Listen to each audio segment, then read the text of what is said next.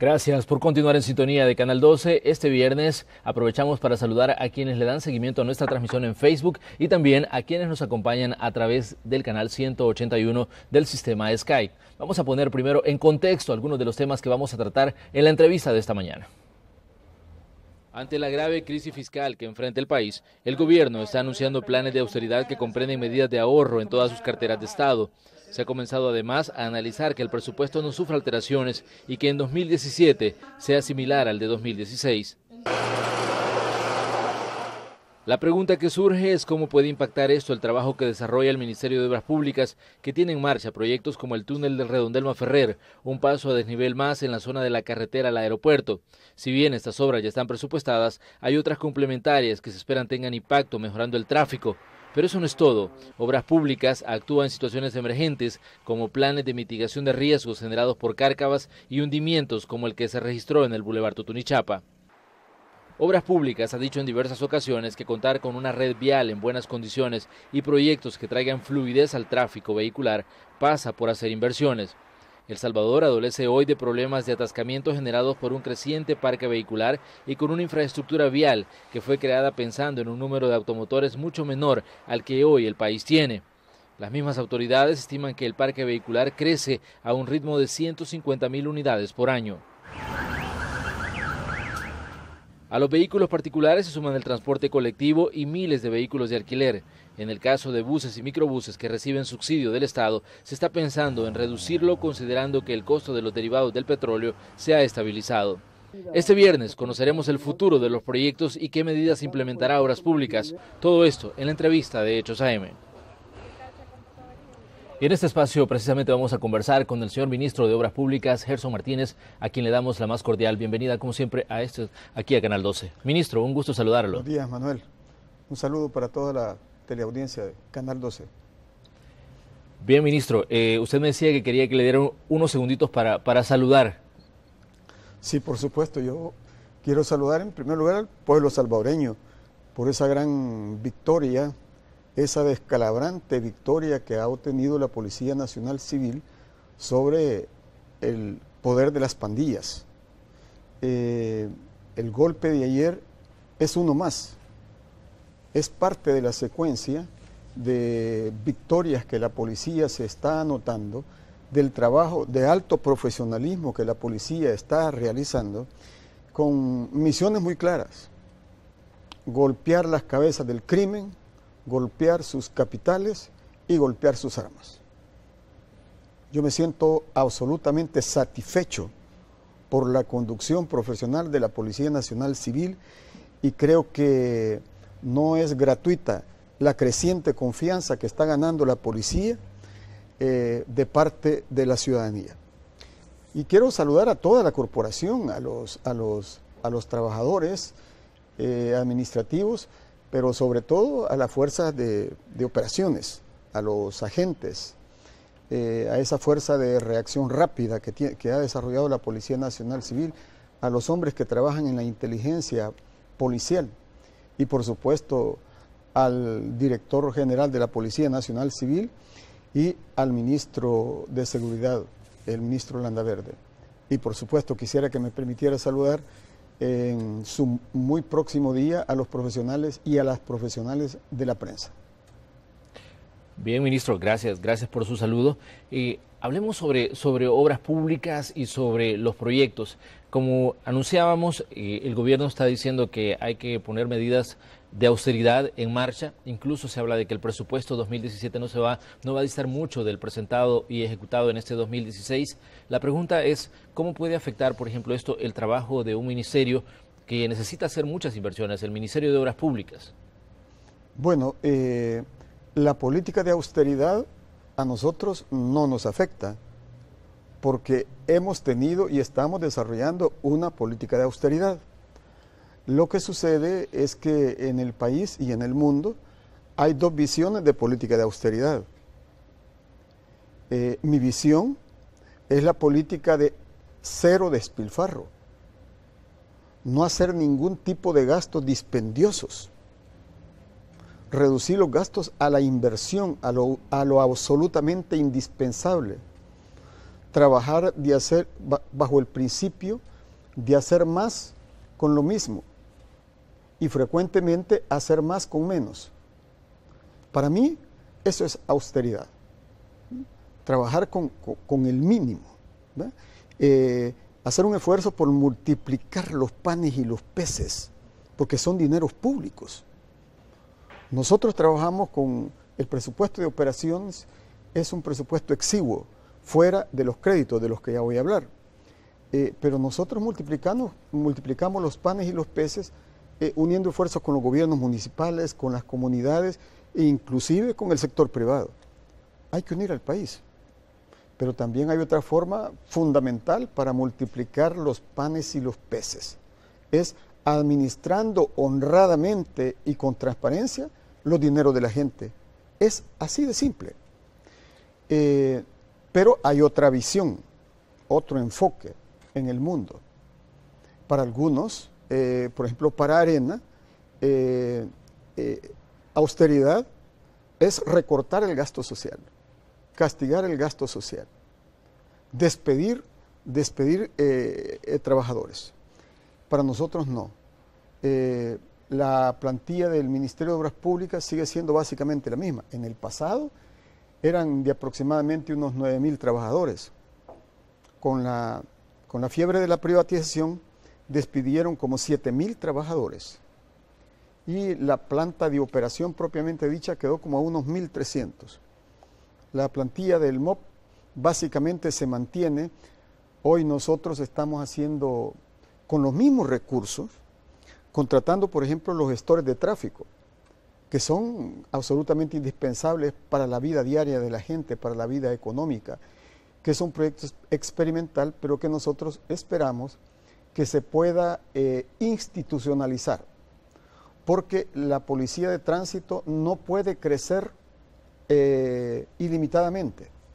La policía es necesario, y esto es muy importante, es necesario que nuestra policía se concentre en infringir cada día derrotas más grandes al crimen, en recuperar plenamente el control de las comunidades, en velar por el sueño de la familia, por el sueño de los niños. Esa es la misión de la Policía Nacional Civil. Entonces nosotros creemos que la policía de tránsito debe quedarse, no obstante lo que decía la nota, que el parque vehicular crece exponencialmente. Las motocicletas han crecido en 80.000 y las calles, el país no crece igual. No obstante y eso, nosotros creemos que la solución es crear un cuerpo auxiliar a la policía de tránsito, es decir, el sistema de gestores de tráfico, inclusive concebido como un proyecto también público-privado. O sea que los privados también pueden contribuir a esto y los gobiernos municipales. Pero ¿se le daría, por ejemplo, a este cuerpo de gestores, o se contemplaría dentro del proyecto de crearlo, darle autoridad para imponer sanciones o para establecer, para que puedan tener algún tipo de autoridad a la hora de ejercer control y aplicar la ley de tránsito? Esa no se la puede dar ni el Ministerio de Seguridad, ni la Dirección de la Policía, ni el Viceministerio de Transporte.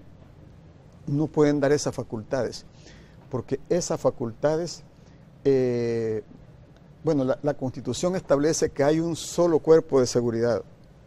La Policía Nacional Civil, sí, y la División de Tránsito. Sí, la Constitución establece que hay un solo cuerpo de seguridad.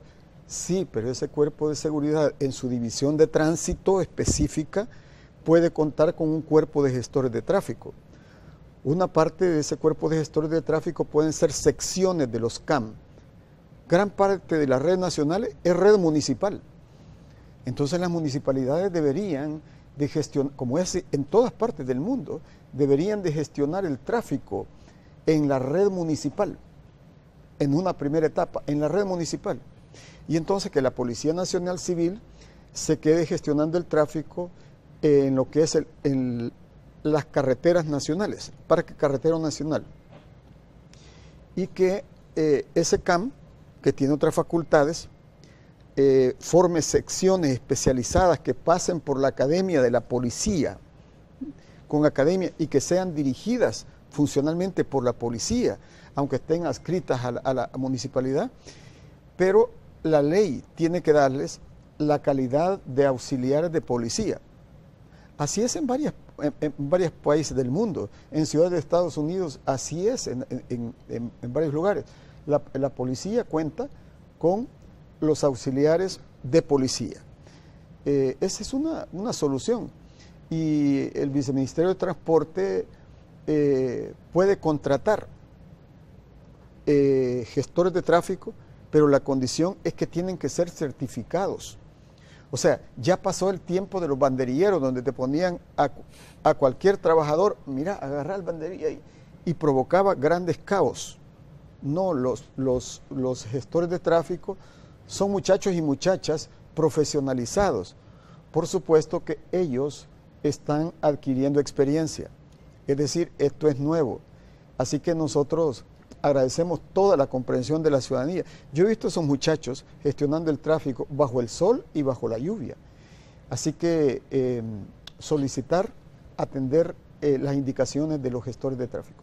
De hecho, bueno, cuando se estuvo trabajando aquí en el Redondel Naciones Unidas, todo el mundo pensaba que iba a ser un tremendo caos el proyecto cuando se estuviera en ejecución. Y gracias a los gestores, la situación no fue tan grave y pasó el proyecto y se hizo sin mayor contratiempo para los que circulamos por ese sector a diario, ¿no? Y hoy tenemos un sistema de gestores de tráfico en la zona, sector general de La Escalón, en todo el perímetro donde está el teatro de operaciones sobre los túneles gemelos que se están haciendo ahí. Lo mismo, tuvimos que desplazar a algunos gestores de tráfico a apoyar a la policía, a la zona de Metrosur, Sertrasen, hacia el centro judicial. Entonces son muy útiles y viene ya en estos días la licitación del Rancho Navarra y el plan de operaciones contempla también dislocar en la zona gestores de tráfico. Estamos prontos a que se comience, porque de hecho, bueno, han sido 3 grandes proyectos los que ha estado ejecutando Obras Públicas. Vimos lo que pasó con el Redondel de Naciones Unidas, que ya está terminado, y la zona de Manferrer, que ya está bien avanzado, y el próximo es Navarra, el que sigue, ministro. ¿Para cuándo más o menos esperan ustedes estar haciendo esta licitación de este proyecto?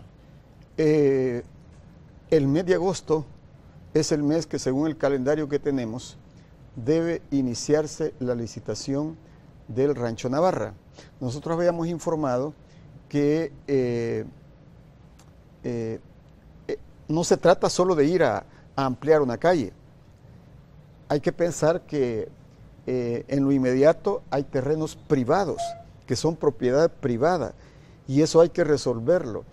Y nosotros no siempre, y mejor dicho, frecuentemente no tenemos para los derechos de vía o tenemos muy limitados. Entonces nosotros vamos y gestionamos con los vecinos y en la zona hay muchos propietarios. Entonces hay toda una etapa para resolver eso. Eso ya se resolvió.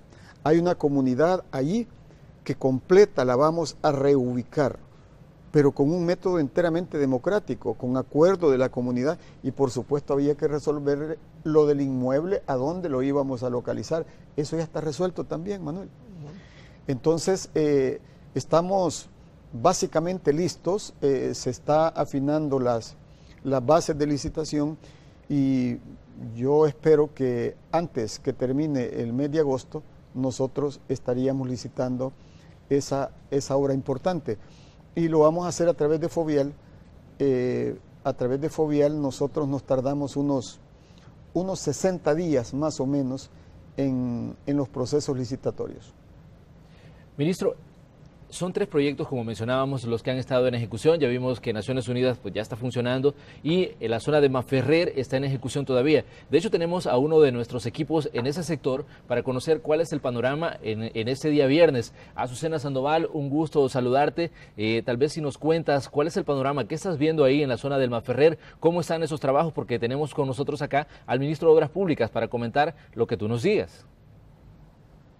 Hola, muy buenos días, Manuel. Buenos días también al ministro Gerson Martínez. Ya lo decías tú, nos hemos ubicado justamente en las cercanías de El Redondel Masferrer, en donde podemos ver un tráfico a esta hora de la mañana relativamente fluido. Ya los gestores de tráfico están en esta zona, como siempre, para tratar de que la situación sea un poco más fluida. Recordémonos que conforme transcurren también las horas, el tráfico va en aumento. Aquí por instantes se paraliza porque a veces tienen que ingresar justamente a este redondel algunos camiones que llevan material bastante pesado, y para tratar de evitar que haya algún percance vial con algunos de los vehículos que están circulando por esta zona, es que los gestores de tráfico junto con los elementos también del Ministerio de Obras Públicas paralizan el tráfico. Lo paralizan, pero esto es nada más por unos segundos y es cuando se genera una fuerte carga vehicular. Luego continúa y se mantiene la situación prácticamente normal. Los trabajos, como ustedes ya lo están viendo aquí a través de las imágenes que les está llevando Denis Bolaños, todavía no han finalizado, y ya las autoridades lo habían dicho, es en agosto que se estarían finalizando. Quiero comentarles también que aquí las autoridades de la Dirección General de Centros Penales anunciaron días atrás que justamente van a implementar gestores de tráfico con el programa Yo Cambio. Son 20 gestores de tráfico que se estarán distribuyendo en las diferentes zonas para evitar congestionamientos. Ya viene el periodo de vacaciones de agosto, y esto para contribuir a que los automovilistas respeten las señales de tránsito y de igual manera no traten de sobrepasar. Así es, las imágenes que están viendo a esta hora de la mañana es sobre el Redondel Masferrer. Manuel.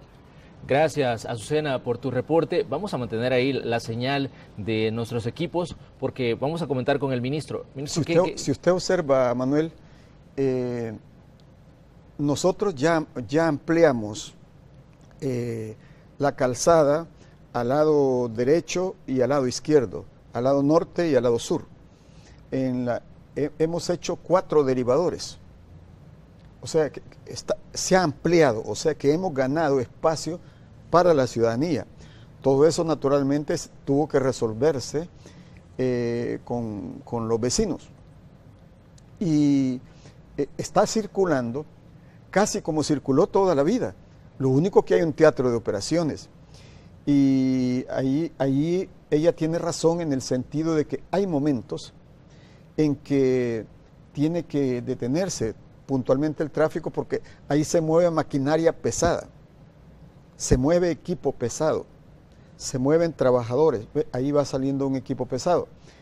Entonces, pero en general, salvo bueno, esta es una hora pico, ¿verdad?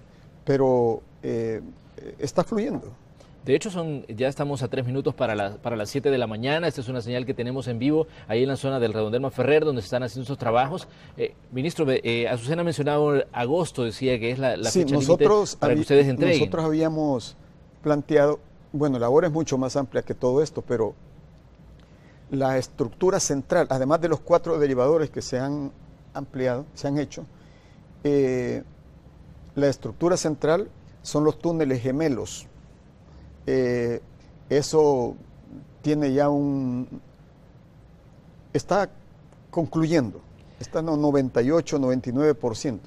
De hecho, la última vez que conversamos, ministro, lo hicimos ahí, en esa obra, sí. Y tenemos unas imágenes que captamos ese día que estuvimos con usted y que estuvimos, bueno, viendo cómo estaba el proyecto. Obviamente esto ya ha avanzado mucho más. Ahora se está trabajando la autopista, pues, de acceso, y la que va a pasar en medio de los 2 túneles. Esa es la parte en la que estamos trabajando. El invierno nos ha castigado mucho, especialmente por las tardes y por la noche y las madrugadas. Muchas veces hay que esperar hasta las 2 de la mañana a ver si se calma el agua, pero bueno, de eso se trata.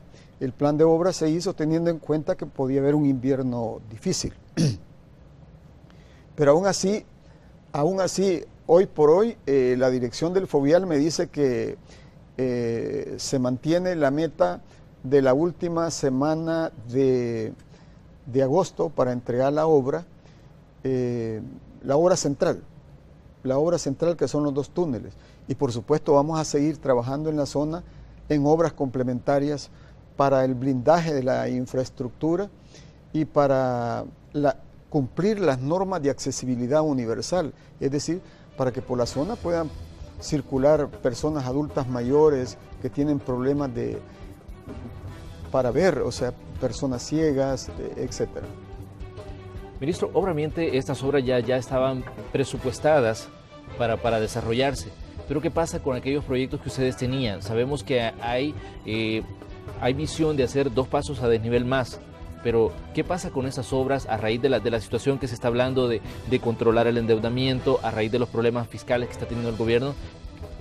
Me gustaría que ampliáramos ese tema, pero vamos a hacer primero una pausa y luego le dejo la pregunta planteada para que usted nos responda. Vamos a la pausa, ya regresamos con más. Recuerde que esta es la entrevista de Hechos AM.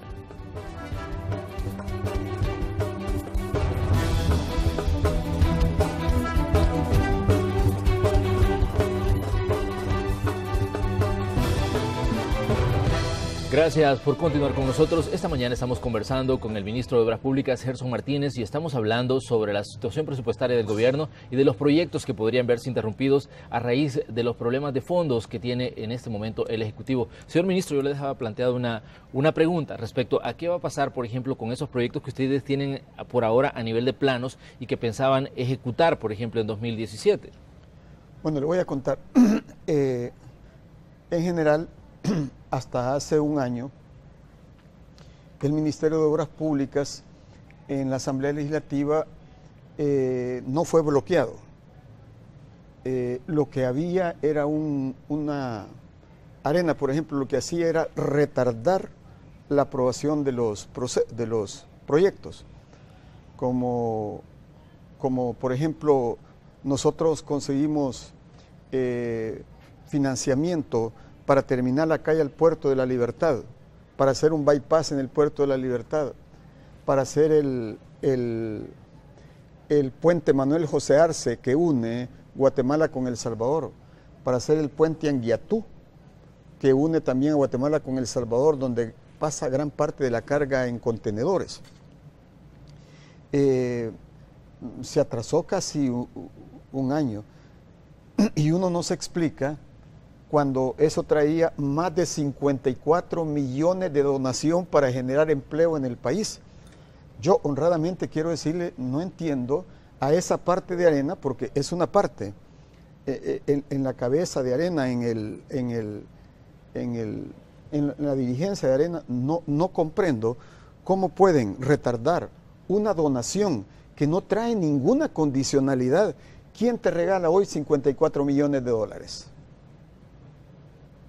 En el mundo, nadie. Y menos si hay corrupción en un gobierno o en un Ministerio de Obras Públicas. Antes, el Ministerio de Obras Públicas no recibía donaciones prácticamente.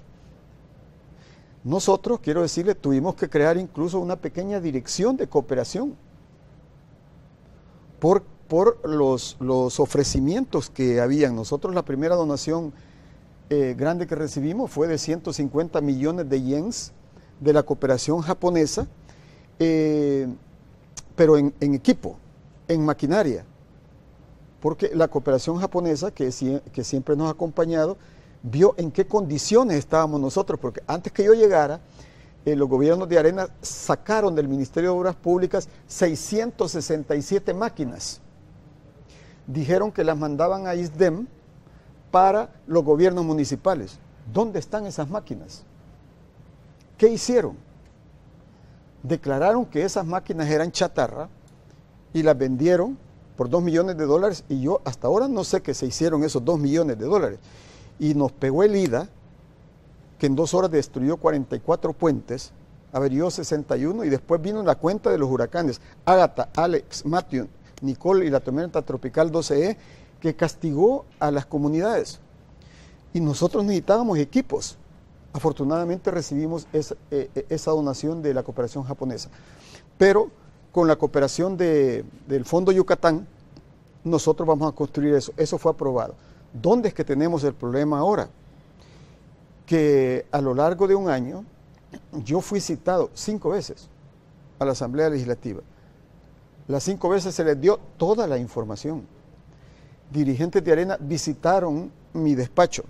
se les dio toda esa información, incluso todo lo que quisieron. No ha habido ninguna objeción técnica, por ejemplo, a estos proyectos, pero están bloqueados. ¿Cuáles? El tramo que va a darle continuidad a la autopista que va a construir Fomilenio. Fomilenio construyó una autopista del aeropuerto internacional hacia Zacatecoluca. Miren, el objetivo es que el oriente ya no puede ser la parte abandonada del país como lo fue toda la vida. Necesitamos desarrollar una autopista que vaya a la unión para potenciar, para elevar esas potencialidades turísticas, productivas, logísticas, nuestros puertos, etc. Sin embargo, ya prácticamente pasó un año,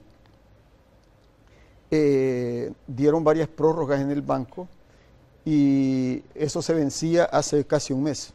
Sin embargo, el directorio del banco le dio al país un tiempo de gracia, por excepción, le dio un mes más que se vence el 15 de agosto.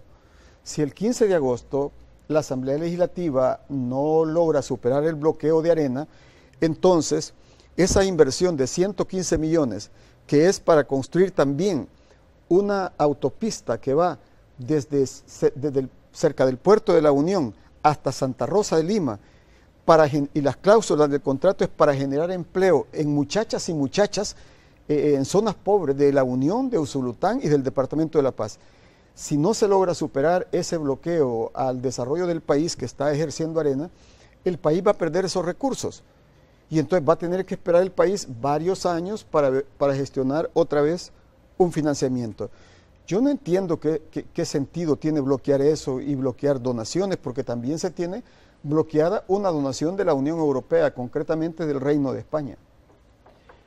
Bueno, antes de ser ministro, usted fue diputado durante mucho tiempo en la Asamblea Legislativa y de hecho trabajó en la Comisión de Hacienda de la Asamblea Legislativa. Supuesto. Me gustaría tal vez que me diera su opinión como exdiputado de lo que está pasando en ese órgano de Estado, lo que está pasando, por ejemplo, con los diputados suplentes, lo que está pasando con las peticiones de bonos que ha hecho el gobierno de 1.200 millones y que están ahí desde febrero y que hasta ahora pues se ve que no hay un avance en la discusión. ¿Qué piensa usted como conocedor del trabajo legislativo? Con mucho gusto le doy una opinión, pero permítame completarle la pregunta anterior.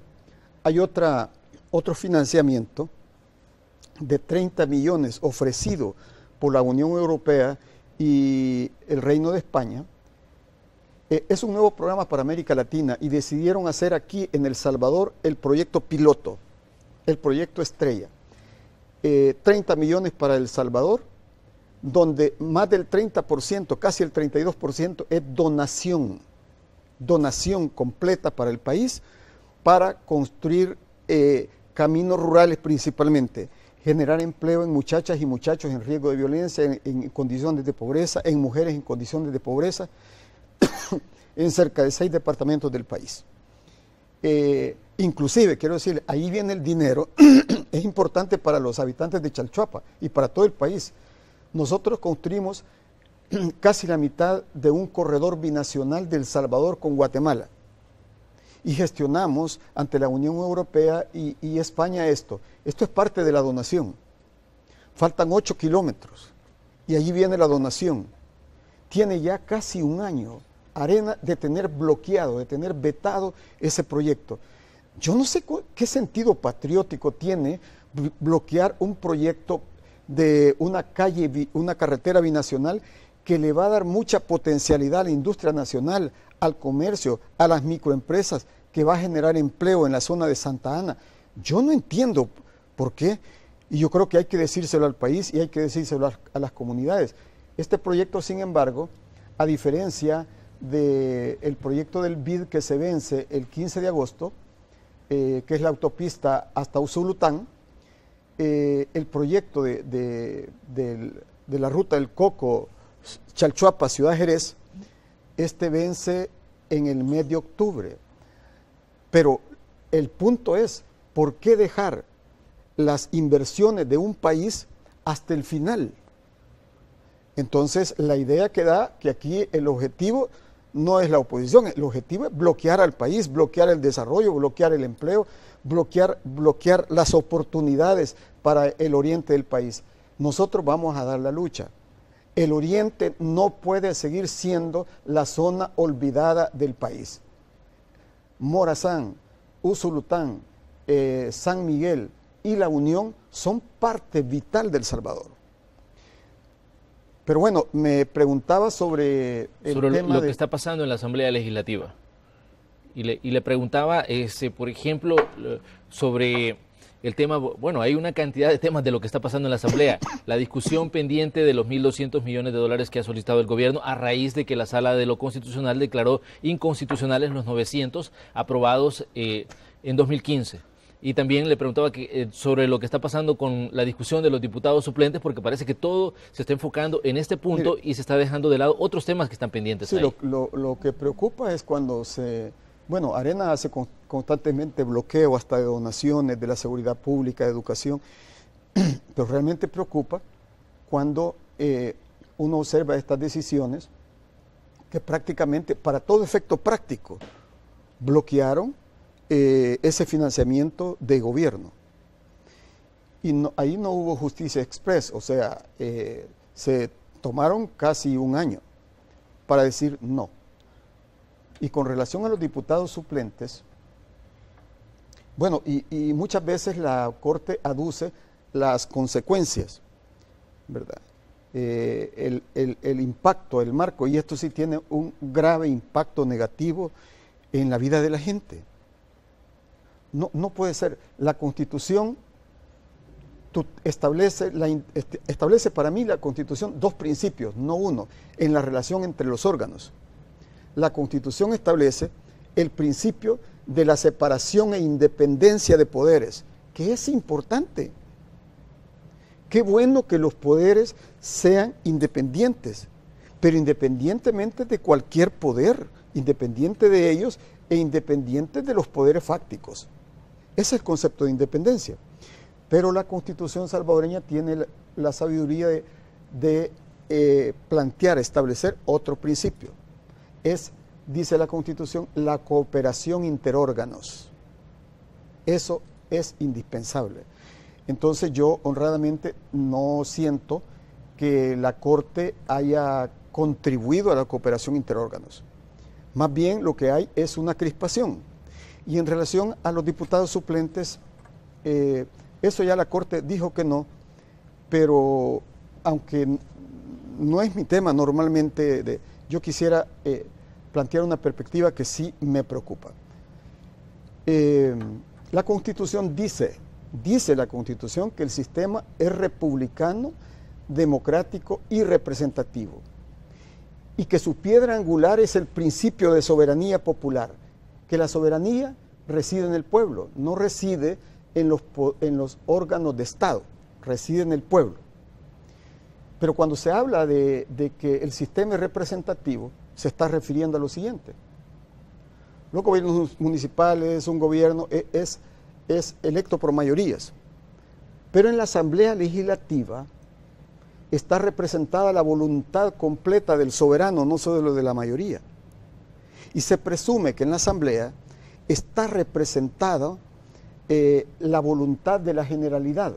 Fíjese usted, en la Asamblea están representadas mayorías y minorías, a veces minorías que están representadas por un diputado.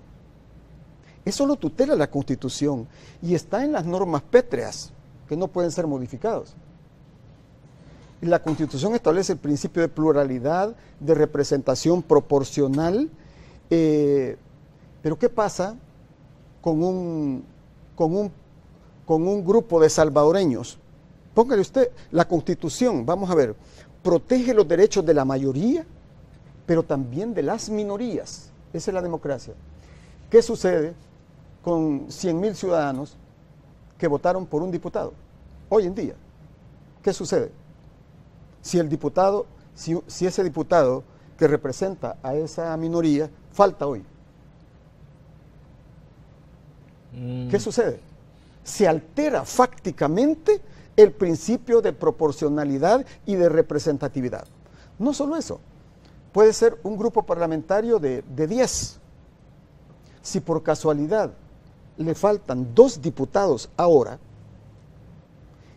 esos electores, mi argumento es desde los electores, desde el interés del pueblo, de la ciudadanía, que votó, que fue y dio 200,000 votos, o 250,000, y tiene 10 diputados. Ok, pero si faltan 2 propietarios,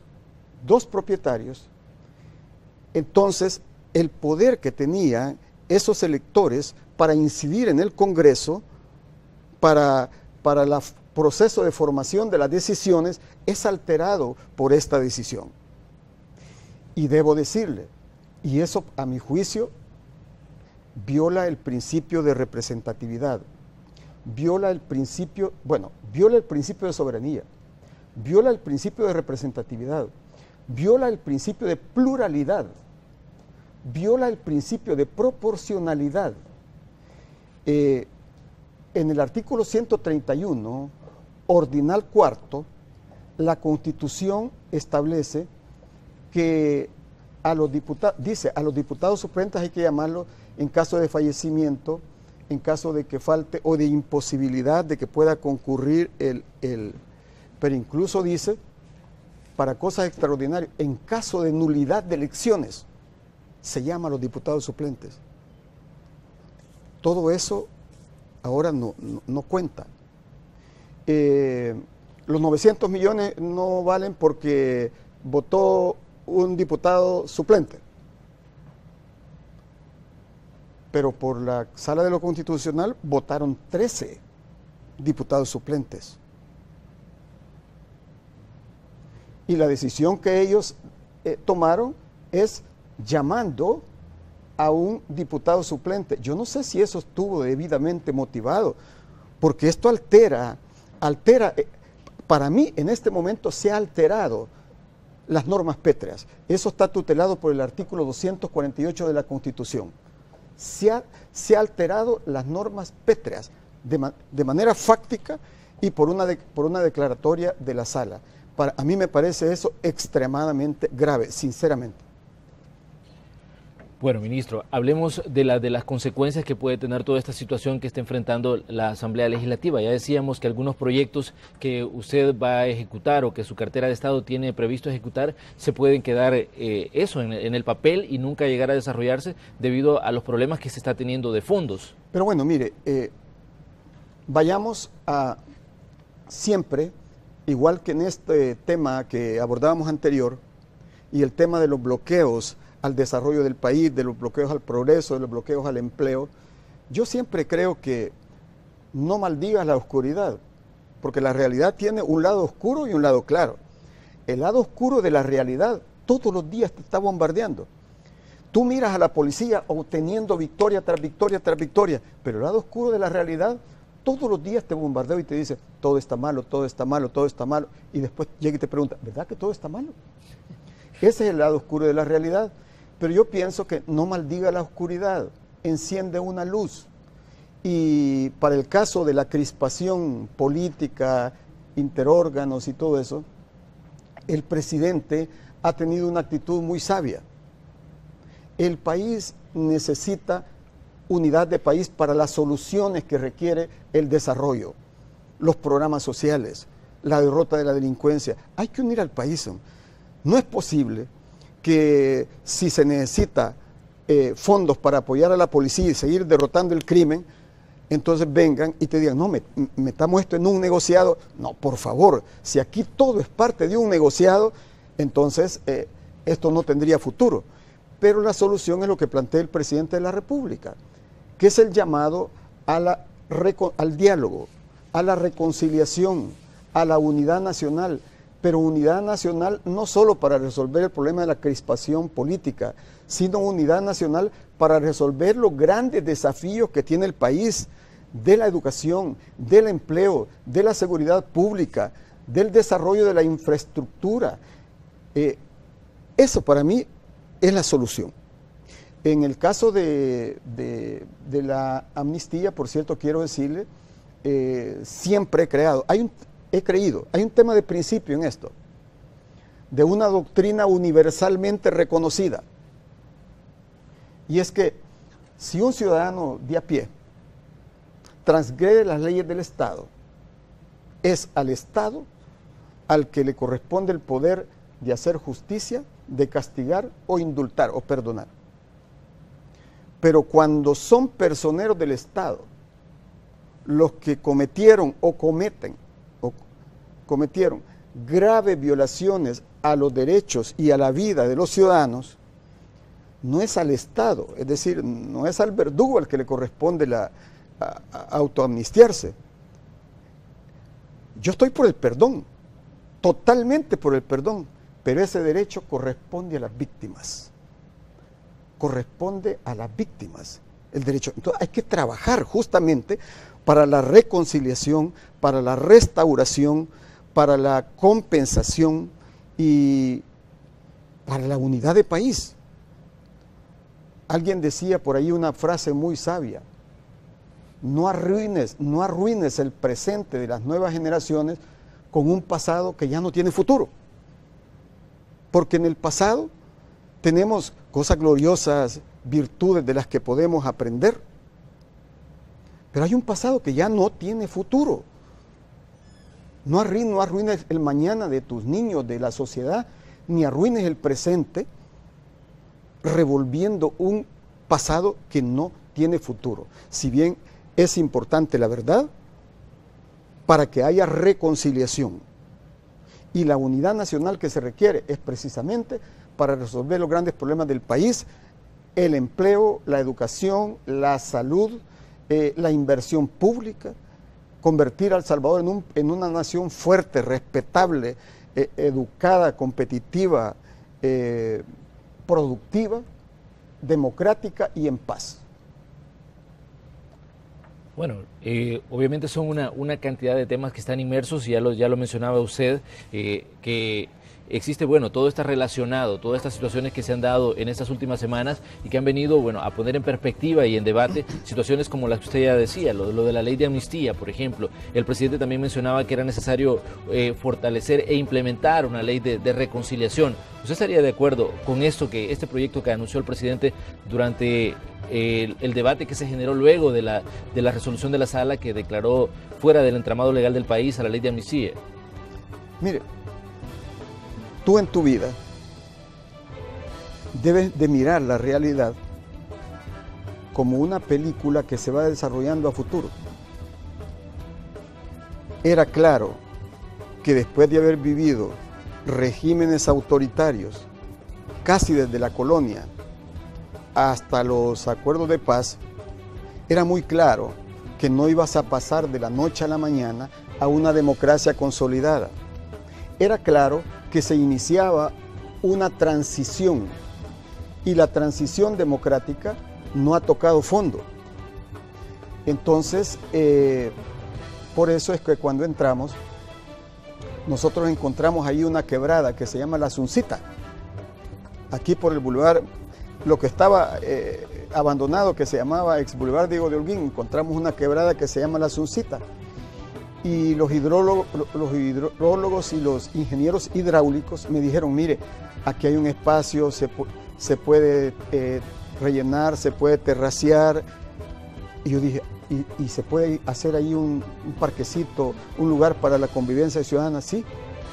Entonces, ¿por qué no creamos un pequeño espacio para la reconciliación? Ahí seguimos trabajando. Entonces, esa es la idea. Hay allí un espacio porque este país necesita vecindad. La ciudad ha perdido vecindad. Entonces, allí se va a ofrecer, nosotros esperamos en enero del próximo año, que esté terminado ese espacio ciudadano, que es un parque escultórico dedicado a la reconciliación. Este país necesita reconciliación, pero lo que tiene que reconciliarse son los intereses legítimos. Usted no se puede reconciliar alrededor de la corrupción. Alrededor de la corrupción que hubo en la Diego de Holguín, es difícil reconciliarse. Hay que reconciliarse alrededor de la honradez, de la transparencia, de las necesidades que tiene la ciudadanía.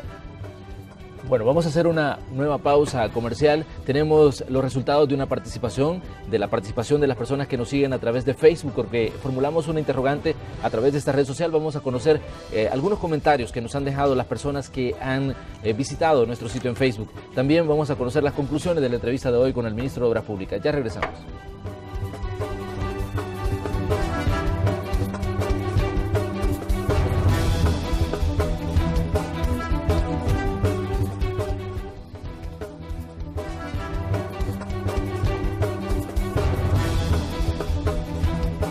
Gracias por continuar con nosotros. Estamos llegando ya a la parte final de la entrevista de este día viernes.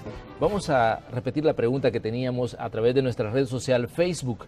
¿Qué medidas considera usted ayudarían a aliviar los problemas de tráfico vehicular en San Salvador? Esta es la interrogante que formulamos a través de esta red social, obviamente porque el tráfico nos afecta a todos en determinado momento. Vamos a conocer cuáles son los comentarios que nos han dejado las personas que han visitado nuestro sitio en esta red social. José Gutiérrez nos dice tener días específicos para ciertas placas y controlar tanto negocio de carro traído de Estados Unidos. Controlar, y no estaría de más, un asocio público-privado que cambie las chatarras, que no pasen evaluaciones por vehículos más recientes. Salvador Carmona nos dice, ya no den licencias dentro de 5 años, hay gente que no sabe ni manejar. Las escuelas de manejo con mordida te sacan licencia aunque no conozcas los 5 pedales del carro. Rodríguez Ponce nos dice, ampliando las carreteras y no reduciéndolas como lo hicieron con el C-Trans y construyendo salidas alternas de la ciudad. Borja Borch nos dice, lo primero sería sacar de circulación a esos vehículos que ya están desfasados. Bueno, ahí están los comentarios que nos han dejado las personas a través de las redes sociales. Obviamente, como decíamos, el tráfico es un tema de debate diario, ministro. ¿Tiene usted algún comentario respecto a lo que dice la gente en esta red social? Sí, es que la solución probablemente, yo no soy especialista ni es un asunto propiamente de las autoridades de tránsito, pero de lo que he podido estudiar aquí y en algunas experiencias afuera, problemas complejos no tienen soluciones simplistas. Se requieren soluciones integrales. Varias de las medidas que han aportado la teleaudiencia son correctas. Por ejemplo, no descartar que eventualmente determinadas placas puedan circular, pero esas ya son medidas extremas como las que ha tomado México. No hay que descartarlas. Hay algo que hace magia muchas veces, y no son los ingenieros civiles, sino son los ingenieros de tráfico, que muchas veces, cambiándole un sentido a una calle o declarándola eje preferencial, alivia las cosas. Otras veces quitando un semáforo. Entonces, hay una serie de medidas, otras veces ampliando. Pero yo le digo, ¿y la Manuel Enrique Araujo cómo la amplía? Tendremos unos 100 millones de dólares para pagar solo los derechos de vía. Es complicado. Entonces, El Salvador tiene que proyectarse en algunos de sus ejes a viaductos, es decir, autopistas de doble piso. Estamos proyectando eso. Por supuesto que las grandes soluciones tampoco no son inmediatistas. Ampliar la capacidad de la policía de tránsito con los gestores de tráfico es otra medida. Otra medida es que en algunos lugares, por ejemplo en la zona de Merliot, prácticamente casi todas las colonias cerraron las vías terciarias y secundarias que servían de desahogo, de rutas alternas, etcétera. Y como eso es violatorio de la Constitución, entiendo que las autoridades de tránsito están pidiendo que durante el día, porque lo hace la gente por seguridad y uno lo entiende, sí, pero durante el día tienen que abrir los portones para permitir la libre circulación de las personas, porque allí hay mucho abuso. Y el 99.9% me dicen las autoridades de tránsito que no tienen autorización de la Dirección General de Tránsito. Una última pregunta, señor ministro. Me gustaría que me explicara o que me diera su opinión respecto a una situación que surgió la semana anterior, y es la de reducir el subsidio al transporte público debido a que los precios de los derivados del petróleo han llegado a cierta estabilidad. ¿Qué piensa usted como ministro de Obras Públicas sobre este punto en específico? Bueno, hay que decir la verdad. Antes había un subsidio de más de 70 millones de dólares. y se dijo que era para modernizar el sistema, y eso fracasó. Pero ¿quién pagaba esos 70 millones de dólares? Ustedes, la ciudadanía. Hay que decir que en conversaciones entre el Viceministerio de Transporte y los empresarios se rebanó eso a la mitad. O sea que el subsidio ahora es la mitad. Sin embargo, el precio de los combustibles, ¿verdad?, de los productos derivados del petróleo, cayó a sus niveles más bajos y no fue muy coyuntural, o sea, la coyuntura se ha extendido.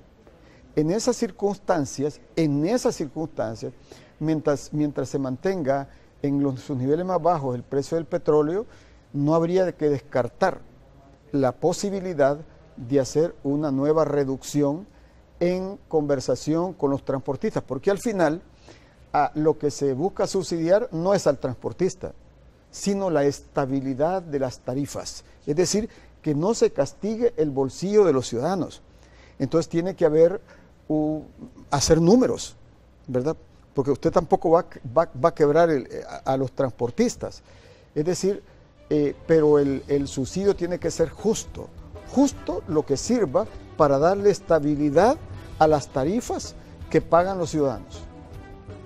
Así llegamos al final de la entrevista de hoy. Como siempre, señor ministro, le agradecemos por venir a conversar con nosotros aquí a Canal 12. Muchas gracias, Manuel. Buen día. Así llegamos al final de la entrevista de este viernes. Les invitamos a que continúen con la señal de Canal 12 porque ahí viene la segunda parte de Noticiero Hechos.